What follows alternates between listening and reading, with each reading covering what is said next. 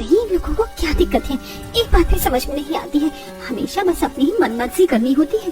अरे फिर हमारा इस घर में रहने का फायदा ही क्या है जब हमारी मर्जी का कुछ चलता ही नहीं है। एक तो इतनी ठंड है, फिर भी इन्हें समझ में नहीं आता।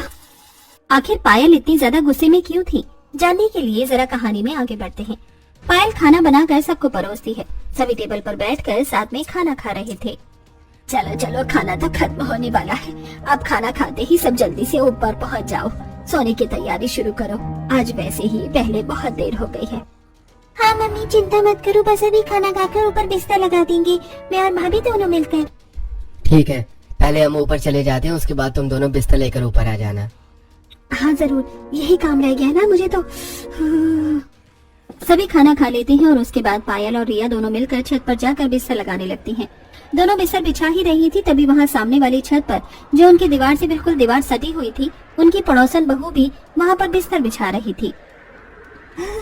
और पायल घर का सारा काम खत्म हो गया? हाँ, सबने खाना पीना खा लिया है, अभी सबको बिस्तर लगा दूंगी, सब लेट जाएंगे, उसके बाद बस बर्तन धोने बचे हैं, जाकर वही धोऊंगी। एक तो इतनी ठंडी ठंडी हवा चल रही है और ठंडी रात को बर्तन धोना बड़ा मुसीबत होता है, इसलिए सर्दी में मैं तो पहले ही काम खत्म कर लेती हूँ, उसके बाद काम करने का मन ही नहीं करता, वो भी ठंडे पानी से। तभी वहाँ पर पायल और नेहा के ससुराल वाले ऊपर आ जाते हैं। अरे शीला आ गई, आज तो तू भी जल्दी छत पर आ गई, लेकिन आज तो बहुत ही ठंडी हवा चल रही है, बड़ी ठंड है, मैं इसीलिए मोटी रजाई लेकर आई हूँ। हाँ सच में बहुत ठंडी हवा चल रही है, हमने भी मोटे कम्बल और रजाई निकाल ली है, अब सर्दी बढ़ेगी और मैंने सोचा तेरे और सरला दोनों के साथ मिलकर आज गप्पे लड़ाऊंगी, इसलिए मैं छत पर जल्दी आई। आज मेरे पास तुम्हें बताने के लिए बहुत धमाकेदार खबर है। क्या कहा सच में, बता फिर तो जल्दी। अरे रुक जा, एक बार सरला को भी छत पर आने दे, वो भी बस आती ही होगी, तब तक मैं अपनी बहू से गर्मा गर्म चाय मंगवा लेती हूँ, छत पर ठंडी ठंडी हवा में चाय पीने का मजा आएगा। दरअसल ये गांव जहाँ पर हर किसी को छत पर सोने की आदत थी, पूरा गांव ही छत पर सोता था। उन सभी को छत पर खुली हवा में सोना बहुत अच्छा लगता था। इस तरह सभी छत पर पहले जाकर थोड़ी बहुत देर बात करने की आदत थी और उसके बाद सभी एक दूसरे से बात करते हुए सो जाते थे। लेकिन वहीं दूसरी तरफ जब पायल नीचे बर्तन धोने आती है तब वो गुस्से में बर्तन धो रही थी और वो पहले से ही गुस्से में थी। गुस्सा आना तो लाजमी है ना, बताओ भला ऐसे छत पर कौन सोता है? अरे मैं तो घर की बहू हूँ, कम से कम मुझे तो कमरे में अकेले सोने दो, ऊपर से इतनी सर्दी में छत पर सुला देते हैं। गर्मी में तो मैंने कुछ नहीं कहा था, लेकिन कम से कम सर्दी में तो मुझे चैन से सोने दो। तो बहू को छत पर सोना पसंद नहीं था, जो कि जरा लाजमी भी है। वहीं दूसरी तरफ सरला की बहू, जिसकी अभी नई नई शादी हुई थी, वो भी छत पर बिस्तर लगाने जा रही थी, लेकिन उसने घूंघट किया हुआ था, जिसकी वजह से वो सीढ़ी पर गिर जाती है। ओए माँ, मर गई मैं तो, फूट गई, बड़ी जोर की लगी है, पैर भी मुड़ गया। उसकी आवाज सुनकर उसकी सास सरला और उसकी ननद मोना दोनों वहाँ आती हैं। अरे भाभी क्या हो गया, आप ऐसे क्यों चिल्ला रही थी? मैं सीढ़ी पर गिर गई हूँ, बहुत जोर से चोट लगी है और मेरा पैर भी मुड़ गया है। मुझे नहीं लगता अब सोने में ऊपर जा पाऊंगी, आप सब ऊपर चले जाइए, मैं रहने देती हूँ। ला दिखा, मुझे जरा सी ही तो चोट लगी है तुझे, तो भी ना बहू बहुत ही ज्यादा नाजुक गली है।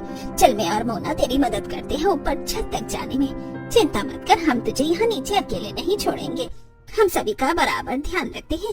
रही बात बिस्तर लगाने की, तो वो भी आज मोना ही लगा देगी। सरला और मोना दोनों रितु को पकड़कर छत पर ले जाते हैं। तब रितु मन ही मन सोचती है, चोट में भी मुझे नहीं छोड़ रही है, अरे कम से कम आज तो इसी बहाने मुझे नीचे सोने का मौका मिल जाता, लेकिन नहीं, एकदम सिद्धि ससुराल वाले हैं मेरे तो, सुनाना ही नहीं मुझे छत पर ही है, ऊपर से यहाँ इतनी तेज हवा भी चल रही है, ठंड में तो मेरी कुल्फी ही जम जाएगी यहाँ पर छत पर। इस तरह रितु को भी जबरदस्ती छत पर ले जाया जाता है और हर कोई अड़ोसी पड़ोसी रात को छत पर खुले आसमान के नीचे बिस्तर लगाकर सोते हैं। यहाँ कुछ ऐसा ही था। इस तरह दिन गुजर रहे थे। वहीं पड़ोस में एक नई नवेली दुल्हन आई थी। तभी उसका गृह प्रवेश कर रहे थे और वहाँ पर सभी पड़ोसन थी। आजा बहू, गृह प्रवेश कर, अपने दाहिने पैर से कलश गिरा दे। पलक कलश गिरा कर गृह प्रवेश करती है। उसके बाद सभी कहते हैं, हाँ स्वागत है हमारे खुले गांव के ससुराल में, एकदम खुली और ताजी हवा का एहसास होगा यहाँ। बिल्कुल सही कहा, यहाँ पर ऐसा खुला वातावरण कहीं नहीं मिलेगा बहू, जैसा हमारे गांव में मिलता है। हमारी बहुओं से पूछो, इसलिए तो खुश रहती हैं। नई नवेली दुल्हन पलक को तो कुछ समझ में ही नहीं आता, लेकिन वहीं खड़ी पुरानी बहुएं कहती हैं, हाँ बिल्कुल बिल्कुल, हम तो कुछ ज्यादा ही खुश हैं। यहाँ पर हर रोज खुली हवा में सोने का हमें इतना अच्छा अवसर जो मिलता है, जिसकी वजह से हमारी रात की नींद पूरी नहीं हो पाती है। अरे कुछ दिन पहले मुझे चोट लग गई, लेकिन फिर भी जबरदस्ती मुझे छत पर लेकर गई है सुलाने के लिए। हाँ, और कल पूरी रात मुझे नींद नहीं आई। एक तो इतनी ठंडी हवा चल रही थी, ऊपर से मेरा कंबल भी इतना पतला था। आज भी मुझे खांसी जुकाम हो रखा है, लेकिन नहीं, इन्हें तो सिर्फ अपनी मर्जी चलानी है। सच में क्या ही कह सकते हैं इन लोगों को। अब अगले दिन जब पलक रात को सभी को खाना बनाकर खिलाती है, खाना खाने के बाद वो जब अपने कमरे में जा रही थी, तब उसकी सास उसे रोकते हुए कहती है, अरे बेटा कहाँ जा रही है? चल जल्दी से बिस्तर लेकर छत पर चल, वहीं पर हमारा बिस्तर लगेगा। ये बात सुनकर पलक को बड़ी हैरानी होती है। क्या कहा? छत पर? लेकिन ऐसा क्यों? अरे हमारे यहाँ ऐसा ही होता है। हमारे यहाँ पूरा गांव छत पर ही सोता है। छत पर एकदम खुली और ताजी हवा जो चलती है, छत पर सोने का जो मजा है वो कहीं और नहीं। जल्दी कर, सब लोग छत पर आ गए होंगे। ये बात पलक को तो बड़ी अजीब लगती है, लेकिन वो कर भी कह सकती थी। जैसा उसकी सास ने करने को कहा, उसने वैसा ही कर लिया। उनके पीछे पीछे छत पर चली जाती है और चारों तरफ नजरें घुमाकर देखती है कि लगभग पूरा गांव ही अपनी छतों पर बिस्तर बिछा रहा था और आधे लोग तो सो भी गए थे। तभी उनकी पड़ोसन सुनीता कहती है, अरे वाह, हमारी नई नवेली दुल्हन भी आ गई छत पर। कैसे नहीं आती? छत पर सोने का मजा ही जो अलग है। वही तो, छत पर खुले में सोना जितना मजा और कहीं हो भी सकता है भला। वहीं दूसरी तरफ सुनीता की बहू मन में सोचती है, ये लोग कुछ भी अपने मन में खुद ही सोच लेते हैं, हमें अच्छा लगेगा। लेकिन इन्हें कौन बताए, हमें जो छत पर सोना बिल्कुल भी पसंद नहीं है, लेकिन जबरदस्ती ऊपर उठा कर ले आती है। मैं तो पलक का सोच रही हूँ, बेचारी को शादी के दूसरे ही दिन छत पर जाकर सोना पड़ रहा है। पता नहीं मन में क्या क्या सोच रही होगी। सभी बिस्तर लगाकर सो जाते हैं, लेकिन पलक, जिसके लिए ये सब बिल्कुल नया था, उसे बिल्कुल भी नींद नहीं आती। वो आंखें खोलकर देखती है कि उसके पूरे ससुराल वाले आराम से खर्राटे मारकर सो रहे थे। वो बड़ी परेशान हो जाती है। यार, यहाँ छत पर कितनी तेज हवा चल रही है। मेरे ससुराल वाले नहीं, मुझे तो लगता है पूरे गाँव वाले ही पागल हैं। भला ऐसी सर्दी में इतनी ठंडी हवा में छत पर कौन सोता है? सभी लोग कैसे खर्राटे मारकर सो रहे हैं? मुझे तो बिल्कुल नींद नहीं आ रही। मुझे तो बहुत ठंड लग रही है। इस तरह पूरी रात ठंडी हवा में पलक की कुल्फी जम जाती है। वो पूरी रात एक पल भी चैन से नहीं सो पाती और बस करवट बदलती रह जाती है। अगले दिन सुबह पलक सभी को चाय बनाकर देती है। ठंड में सुबह सुबह चाय का अलग ही मजा है। अच्छा बहू, एक बात बता, रात को तुझे मजा आया ना ऊपर सोने में? हे भगवान, ये कैसा सवाल हुआ? मजा तो आया ही होगा माँ। अब ठंड में यहाँ पर इतनी खुली और ताजी हवा में छत पर सोने का मौका मिलेगा तो हर किसी को अच्छा तो लगेगा ही। हे भगवान, मुझे तो मेरा पति भी बिल्कुल पागल ही लगता है। ठंड में छत पर कौन सोता है? इस तरह सभी गांव वाले हर रोज छत पर ही सोते थे, लेकिन बहुओं को बिल्कुल भी नींद नहीं आती थी। ना तो उन्हें बिल्कुल भी आदत थी छत पर सोने की, और ऊपर से उन्हें बहुत सी परेशानी भी होती थी। एक रात जब सभी आराम से सो रहे थे, तब पायल, अरे यार, छत पर तो इतने मोटे मोटे मच्छर हैं। लगता है एक ही दिन में ये मेरा सारा खून पी जाएंगे। अब क्या करूं? ऊपर से मुझे बहुत ज्यादा ठंड भी लग रही है। पायल को बिल्कुल भी नींद नहीं आ रही थी और वो आंख बंद करके दोबारा सोने की कोशिश करती है, लेकिन तभी उसकी ननद रिया उसके ऊपर पैर रख देती है, जिसके बाद उसे गुस्सा आता है। लो जी, बस इसी चीज की कमी रह गई थी। मेरे ऊपर इतना भारी 10 किलो का पैर रख दिया है। सब इतना चिपक कर सोते हैं, बिल्कुल नींद नहीं आती है। पायल गुस्से में रिया का पैर उठाकर फेंक देती है और दोबारा सोने की कोशिश करती है, लेकिन इस बार रिया उसके ऊपर हाथ रख देती है। कौन सी मनहूस घड़ी में मैं आकर इस गांव के ससुराल में फंस गई हूँ। सिर्फ इस ससुराल में नहीं, इस गांव के किसी भी ससुराल में आना बेवकूफी है। इस बार पायल उसका हाथ हटाती है और उसके बाद वो उठकर टहलने के लिए छत के दूसरे कोने पर जाती है। तभी सामने उसे लंबे बालों वाली एक परछाई नजर आती है, जिसे देखकर वो डर जाती है और हल्का चिल्लाती ही है कि चुड़ैल। अरे शांत, चुप हो जा पायल, कोई चुड़ैल नहीं है, मैं हूँ सीमा। अच्छा, तुमने तो मुझे डरा ही दिया। तुम अब तक सोई नहीं? अरे यार, कहाँ? एक तो इतनी ठंडी हवा चल रही है, बड़ी ठंड लग रही है, ऊपर से इतने मोटे मोटे मच्छर काट रहे हैं, पूछो ही मत। सच में यार, मेरा भी यही बुरा हाल है। एक तो मेरे ससुराल वाले इतना चिपक कर सोते हैं, मुझे जगह ही नहीं मिलती। ऊपर से इतनी ठंड में छत पर सोना पड़ रहा है, जहाँ बिल्कुल भी नींद नहीं आती। सर्दी में तो इंसान को ज्यादा सोना चाहिए, और हमें तो ढंग से रात को भी सोने को नहीं मिल रहा। सच में यार, कहाँ फंस गए हम। इस तरह दिन गुजर रहे थे और उन्हें जबरदस्ती छत पर सोना पड़ रहा था। कुछ दिन बाद गली के कोने पर सभी पड़ोसी इकट्ठा होती हैं। सभी साथ मिलकर बाजार में सब्जी लेने जा रही थी। क्या हाल है तुम सबका? क्या ही हाल हो सकता है, बद से बदतर हो रहा है। पूरी पूरी रात नींद नहीं आती, बस करवट बदलते रह जाते हैं। इतनी ठंड में ऊपर से जुकाम भी हो गया है। सच में इतनी ठंड में ढंग से सोने को भी नहीं मिलता है। देखो तो जरा हमारी हालत को, जीते जागते ज़ॉम्बी लग रहे हैं। सच में मेरी तो कुछ ही दिनों में हालत खराब हो गई है। आप सब तो फिर भी बहुत पहले से यहाँ पर रह रहे हैं, इतना समय कैसे झेला? सच में बस झेलना पड़ रहा है, लेकिन अब मैं बहुत परेशान हो गई हूँ। बस बहुत हो गया। आज मैं अपने ससुराल वालों से इस बारे में बात जरूर करके रहूंगी। हाँ बिल्कुल सही, हमें एक बार अपने ससुराल वालों से इस बारे में बात कर लेनी चाहिए। हालांकि वो हर बार मना करते हैं, लेकिन हमारी हालत तो देखो, तबीयत भी कितनी खराब हो रही है, ऊपर से ठंडी हवा में सोने में। इस तरह गांव की सभी बहुएं अपने ससुराल वालों से बात करने की ठानती हैं। सभी जब सब्जी लेकर घर आती हैं पायल के घर। आज मैं छत पर नहीं सोऊंगी मम्मी जी, मेरा गला बहुत ज्यादा खराब है और तबीयत भी ठीक नहीं है।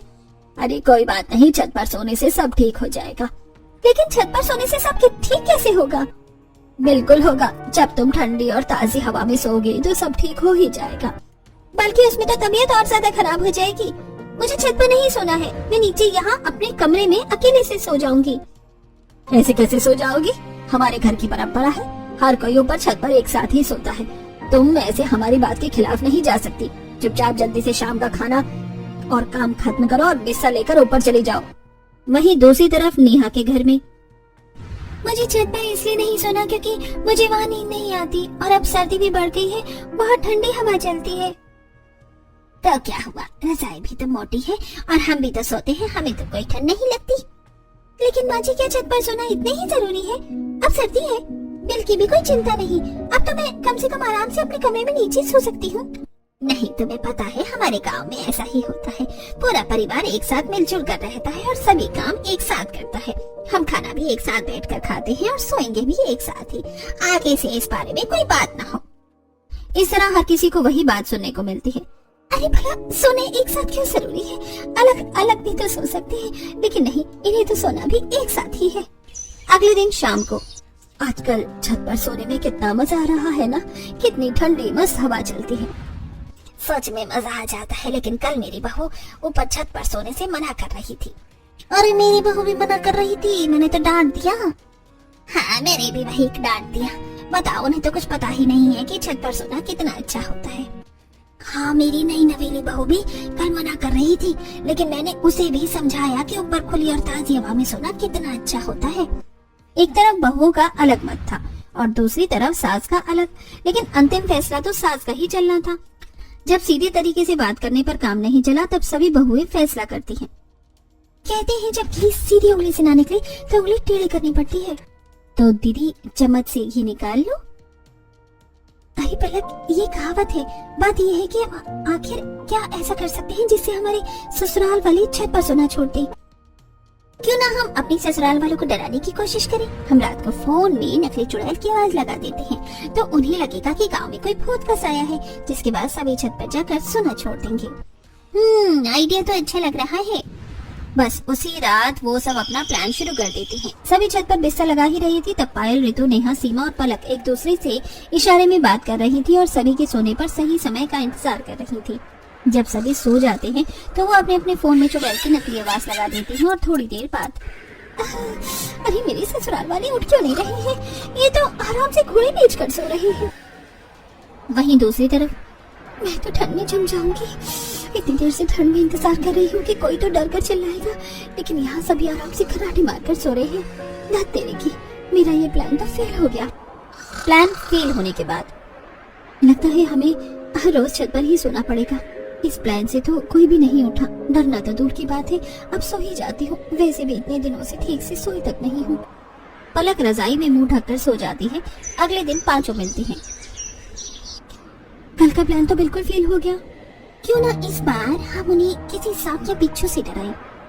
अरे अगर हम उन्हें इससे डराएंगे तो हमारा भी तो नुकसान होगा। हम खुद डर जाएंगे। भला सांप और बिच्छू कोई खेलने की चीज थोड़ी है। अरे तो असली कौन लेकर आएगा राम? नकली लाएंगे। हम में से कोई एक ही ये काम करेगा ताकि सभी भी डर जाए और हमारा भांडा भी ना फूटे, क्योंकि नकली की बात तो जल्दी ही फैल जाएगी। अगले प्लान को अंजाम दिया जाता है।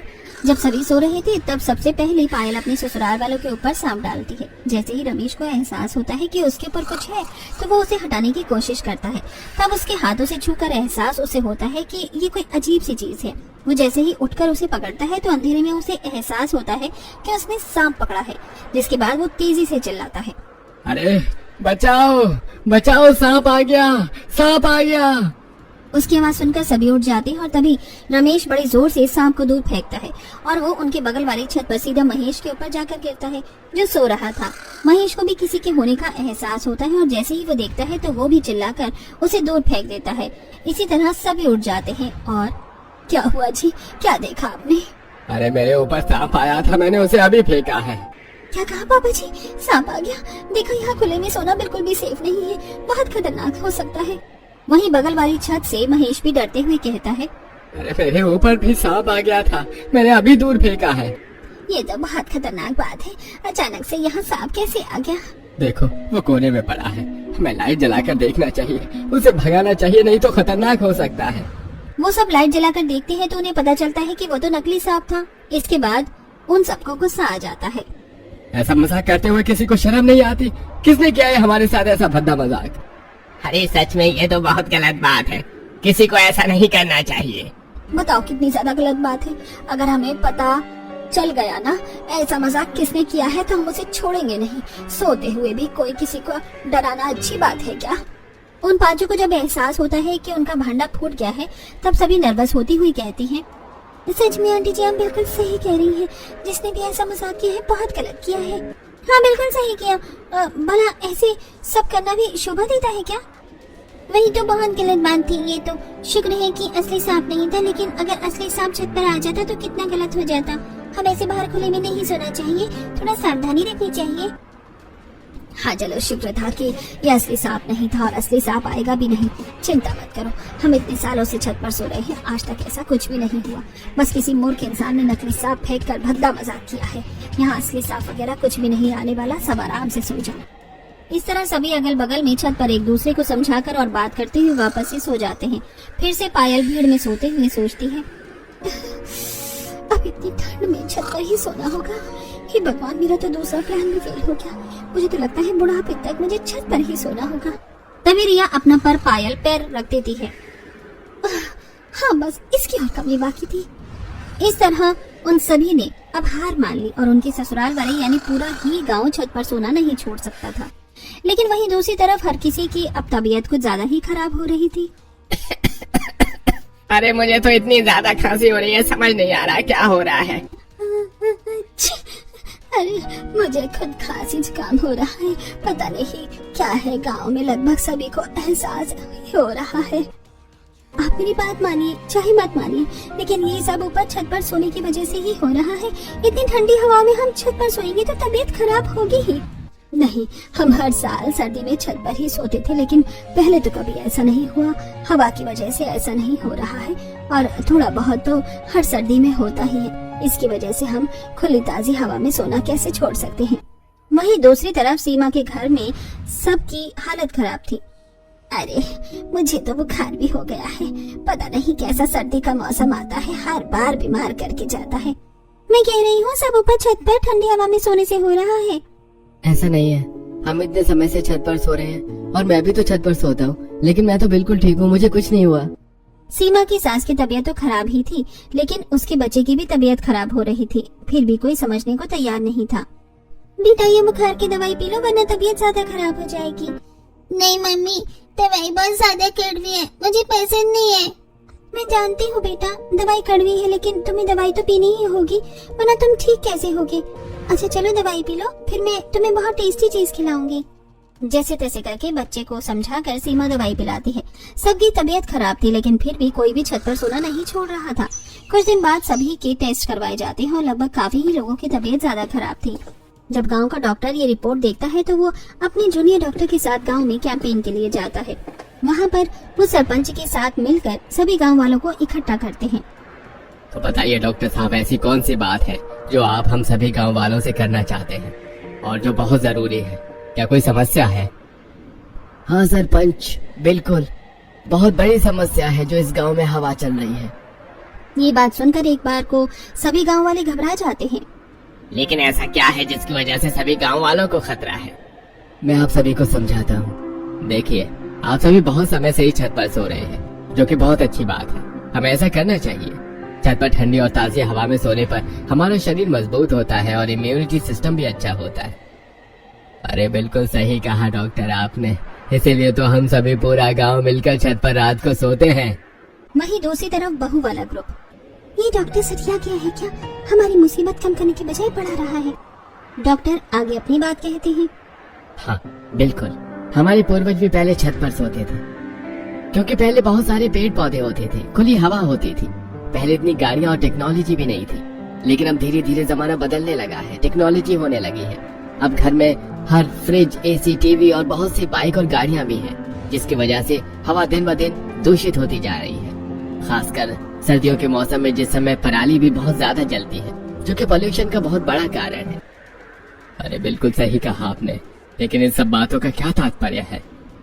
इन सभी बातों का तात्पर्य है कि अब जो आज की हवा है वो पहले के जमाने की तरह बिल्कुल शुद्ध और ताजी नहीं रही, जिसकी वजह से हमारे शरीर में बहुत गंदी हवा जाती है। दिन में तो हमारी मजबूरी होती है घर के बाहर जाकर खेतों में काम करना या हमारा नौकरी करना, लेकिन रात को आप सभी की ऐसी कौन सी मजबूरी है जो आप सब छत पर सोकर इतनी गंदी हवा को अपने शरीर के अंदर लेकर जा रहे हैं। रात को तो हमारा शरीर रेस्ट करता है, सारी गंदी हवा को बाहर निकालता है, लेकिन आप सभी उसे रेस्ट देने के बजाय वही गंदी पोल्यूशन वाली हवा में सोकर अपने शरीर को और दूषित कर रहे हैं। ये बात सुनकर सभी गांव वाले हैरान हो जाते हैं और समझने की कोशिश करते हैं कि आखिर डॉक्टर सच में उनसे क्या कहना चाह रहे थे। देखिए, इसीलिए आधे से ज्यादा गांव बीमार हो रहा है। हर किसी को खांसी, जुकाम, गला खराब हो रहा है, ये सब पोल्यूशन की वजह से। जब मैंने आप सभी की रिपोर्ट को चेक किया और मुझे इसका कारण पता चला, तो मैंने जल्दी से फैसला किया कि आप सभी को इस बारे में बताया जाए। देखिए, ये सोच अच्छी है कि खुली और ताजी हवा में सोना चाहिए, लेकिन आजकल वो खुली और ताजी हवा है कहाँ? पहले के जमाने में पोल्यूशन नहीं था तो सब शुद्ध था, लेकिन आजकल आप वाकिफ है कि सब सच्चाई से। तो फिर इतना बड़ा खतरा क्यों मोल लेना, जिसकी वजह से हमारी तबीयत खराब होती है और ये हमारे स्वास्थ्य के लिए बहुत हानिकारक है। अरे बिल्कुल सही कहा डॉक्टर ने।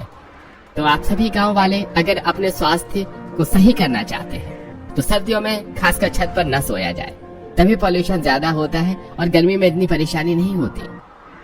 अरे तो गांव वालों, सभी ध्यान से सुनो। हमारी पुरानी जो प्रथा थी छत पर सोने की, वो पुराने जमाने के हिसाब से ठीक थी, लेकिन बदलते समय के हिसाब से और बढ़ते पोल्यूशन की वजह से अब हमें फैसला लेंगे कि छत पर कोई न सोए। खासकर सर्दियों में सभी अपने परिवार के साथ अब नीचे अपने कमरों में ही सोएंगे। इस तरीके से ऑफिशियली ये गांव के सरपंच द्वारा निर्धारित हो जाता है। सभी गांव वालों को भी ये बात समझ आ जाती है और वो भी छत पर सोने का फैसला छोड़ देते हैं। सभी डॉक्टर के पास जाकर धन्यवाद करते हैं। हमें खुशी है कि हमारी बात सुनने के बाद आपने सभी को समझाने का निर्णय लिया। हमारी मदद करने के लिए आपका बहुत बहुत शुक्रिया। ये तो मेरा फर्ज है, एक डॉक्टर का फर्ज है सबकी जान बचाना और उन्हें सभी सही चीज से अवगत कराना। जब मुझे पता चला कि तबीयत खराब होने के बाद भी कोई नहीं मान रहा है और ये बहुत खतरनाक भी है, तो मेरा मन नहीं माना पीछे हटने का। मैंने निर्णय लिया कि सभी को अगर इस बारे में समझाया जाए। सच में हम सभी इन्हें समझे कर परेशान हो गए थे, लेकिन कोई हमारी बात समझने को तैयार ही नहीं था। आपकी वजह से गांव की ये समस्या सॉल्व हो गई है। वो सभी डॉक्टर को धन्यवाद करती है और डॉक्टर वहाँ से चला जाता है। उन्हीं के कहने पर डॉक्टर सभी को समझाने आया था। अब इस तरह उन सभी को भी ठंड में छत पर सोने से छुटकारा मिल जाता है और